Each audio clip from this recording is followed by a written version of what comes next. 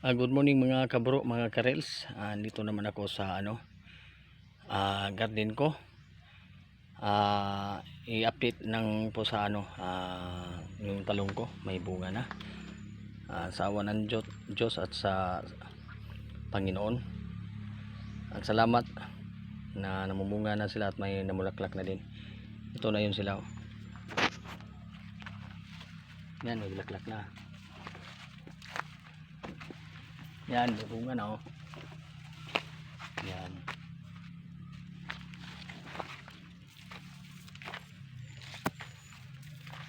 Yan, may bulaklak na.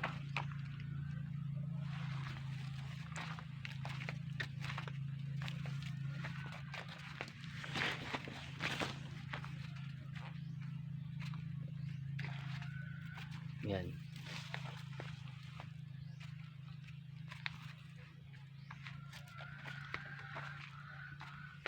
Yan po sila. Thank you Lord.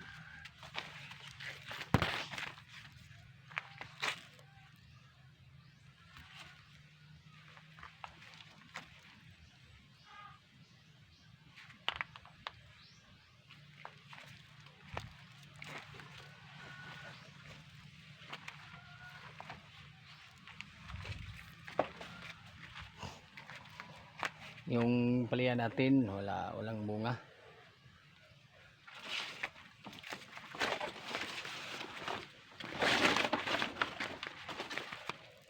Yung malunggay buhay na.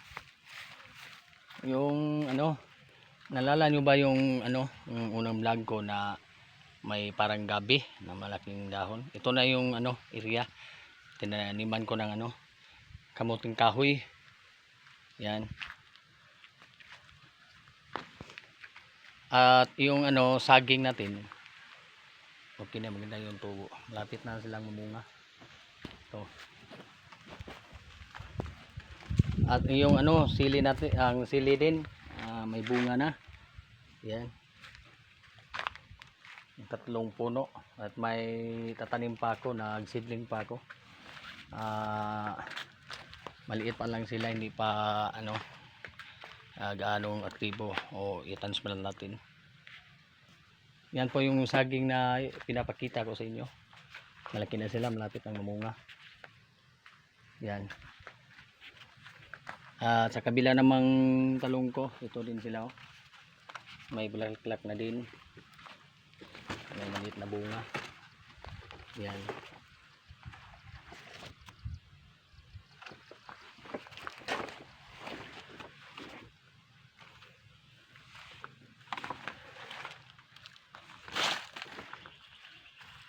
Yan ang mga saging. Yung isang puno ng kapayas. Yung malunggay natin may dahon na hinarbisan na namin. At saka pala yung mga patay na dahon ng saging na maglilinis ako mamaya. Ito.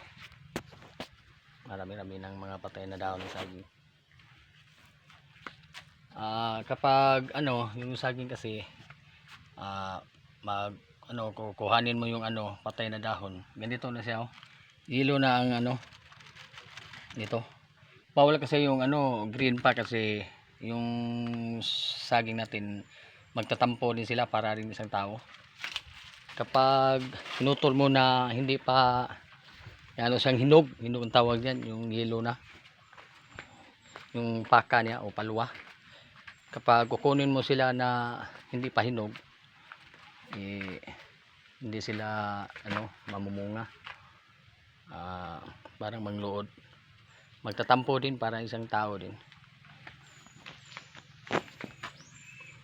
Bye bye, thank you for watching. Next video na naman.